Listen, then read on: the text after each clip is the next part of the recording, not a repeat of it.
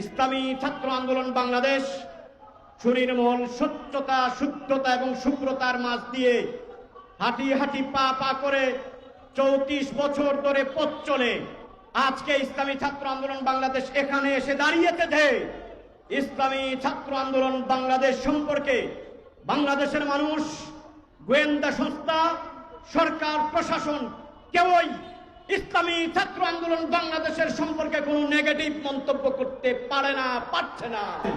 কিন্তু আমরা যে বাংলাদেশ বিনির্মাণ করতে চেয়েছিলাম, আমরা স্বপ্ন এবং প্রত্যাশাপূর্ণ যে বাংলাদেশ নির্মাণ করতে চেয়েছিলাম, 1 বছর এসে বাংলাদেশ এখনো আমরা নিরাপদভাবে করতে পারি নাই। এজন্য সরকারের প্রতি উদাত্ত আহ্বান থাকবে, প্রয়োজনীয় রাষ্ট্র সংস্কার করতে হবে, গণহত্যার বিচার করতে হবে। বাংলাদেশ 54 বছরের বাংলাদেশ, 54 বছরের এই বাংলাদেশে আমরা কি দেখেছি? সরকার যেই হয়েছে সেই ক্রমান্বয়ে ফ্যাসিস্ট হয়ে গিয়েছিল। যেই যায় লঙ্কায় সেই হয় হনুমান। এর বাস্তবতাই আমাদের অতীতকালের সমস্ত সরকাররা প্রমাণ করেছেন। ইন্নাল হামদুলিল্লাহ ওয়াসসালাতু ওয়াসসালামু আলা রাসূলিল্লাহ মা বা'দ।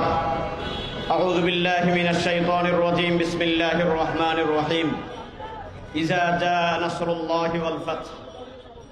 ইসলামী ছাত্র আন্দোলন বাংলাদেশ কর্তৃক আয়োজিত 34তম প্রতিষ্ঠা বার্ষিকী উপলক্ষে প্রয়োজনীয় রাষ্ট্র সংস্কার, সংখ্যানুপাতিক পদ্ধতিতে জাতীয় সংসদ নির্বাচন এবং ইনসাফ ভিত্তিক কল্যাণ রাষ্ট্র প্রতিষ্ঠার দাবিতে 34তম প্রতিষ্ঠা বার্ষিকীতে আপনাদের সকলকে জানাই কেন্দ্রীয় কমিটির পক্ষ থেকে শুভেচ্ছা, সালাম এবং সংগ্রামী অভিবাদন। প্রিয় বন্ধুগণ, আমরা বাংলাদেশ একদিনেই আমরা বাংলাদেশী হই নাই। আমাদের দীর্ঘ একটা ইতিহাস হয়েছে। আমরা বাংলাদেশ সৃষ্টি করতে গিয়ে 71 পেয়েছি, এর আগে 52 ছিল। আমরা 47-এর মধ্য দিয়ে আজকের বাংলাদেশে আছি। আমরা 24-এর গোলায় অভ্যুত্থানের মধ্য দিয়ে বাংলাদেশে আমরা এখন শান্তির সুনির্মল সুবাতাসের প্রত্যাশায় ছিলাম।